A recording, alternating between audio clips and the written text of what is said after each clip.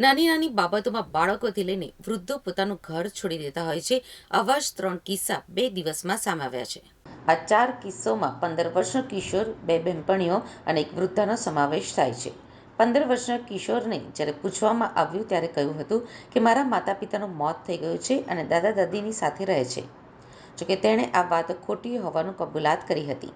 લગ્નનું દબાણ કરવામાં આવતું હોવાથી 2 બહેનપણીઓ ઘર છોડીને ભાગી આવતા સુરત રેલવે સ્ટેશન ખાતેથી તેમને પકડી લેવામાં આવી હતી. જ્યારે એક વૃદ્ધા દીકરા અને વહુ સાથે ઝઘડો થતાં ઘર છોડીને સુરત રેલવે સ્ટેશન ખાતે પહોંચ્યા હતા. ત્યારે સુરત રેલવે પોલીસ દ્વારા પરિવારનો સંપર્ક કરીને પરત સોંપવામાં આવ્યા હતા. 3 માર્ચના રોજ Surat railway police she team સાથે પેટ્રોલિંગમાં હાજર હતા તે વખતે એક રડતો કિશોર રેલવે સ્ટેશન પ્લેટફોર્મ નંબર 1ના વેઇટિંગ એરિયામાં બેઠેલો હતો. તેની પૂછપરછ કરતાં જણાવ્યું કે તેના માતા પિતા મૃત્યુ પામ્યા છે અને હાલ તે તેના દાદી પાસે રહે છે. દાદી પાસે મોબાઈલની જીદ કરતાં દાદીએ તેઓને માર મારતા તે ઘરેથી નીકળી ગયો હતો. જોકે કિશોરને સાંત્વના આપી વિશ્વાસમાં લઈ પૂછપરછ કરતાં જણાવ્યું હતું કે તે જે હકીકત જણાવી છે તે ખોટી છે.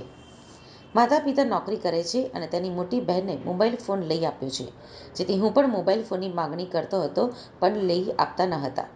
આજરોજ સવારના બાળક તેઓના પિતાને જણાવેલું કે તે તેના મિત્રના ઘરે જાય છે કહી કિશોર ઘરેથી નીકળી સુરત રેલવે સ્ટેશન પહોંચી ગયો હતો. કિશોરની ઉંમર 15 વર્ષ છે અને સ્કૂલમાં અભ્યાસ કરી રહ્યો છે. ત્યારબાદ કિશોરે તેના પિતાનો નંબર આપતા સંપર્ક કરીને બોલાવવામાં આવ્યા હતા. કિશોરના માતા પિતાને બોલાવી તેઓનું કાઉન્સેલિંગ કરી બાળકને ભણવા બાબતે યોગ્ય માર્ગદર્શન આપી યોગ્ય આધાર પુરાવા નિવેદન મેળવી કિશોરનો કબજો તેના વાલી વારસોને સોંપ્યો હતો. રેલવે પોલીસ પેટ્રોલિંગમાં હાજર હતા તે વખતે એક વયોવૃદ્ધ મહિલા એકલા બેઠા હતા અને પૂછપરછ કરી હતી.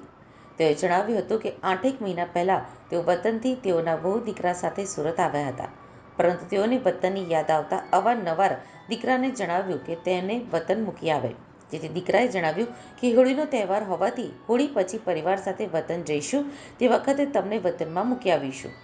જોકે વૃદ્ધ મહિલા વતન જવાની જીદ કરીને 3 માર્ચના રોજ સવારના ઘરેથી કોઈને પણ કહ્યા વગર નીકળી ગયા હતા અને તમે પોલીસ છો તો મને મારા વતનની ટ્રેનમાં બેસાડી આપો જેવી વાર્તાલાપ કરી હતી. રેલવે પોલીસ વૃદ્ધાને સમજાવી પોલીસ સ્ટેશન લાવી જમવાનું પૂછતા તેઓ ના પાડતા હોવાથી ચા નાસ્તો કરાવ્યો હતો. મૂળ બિહાર અને અમરોલી ખાતે રહેતા 80 વર્ષીય વૃદ્ધા હોવાનું જણાવ્યું હતું. તે દરમિયાન વૃદ્ધાનો દીકરો પણ રેલવે સ્ટેશન ખાતે પહોંચી ગયો હતો.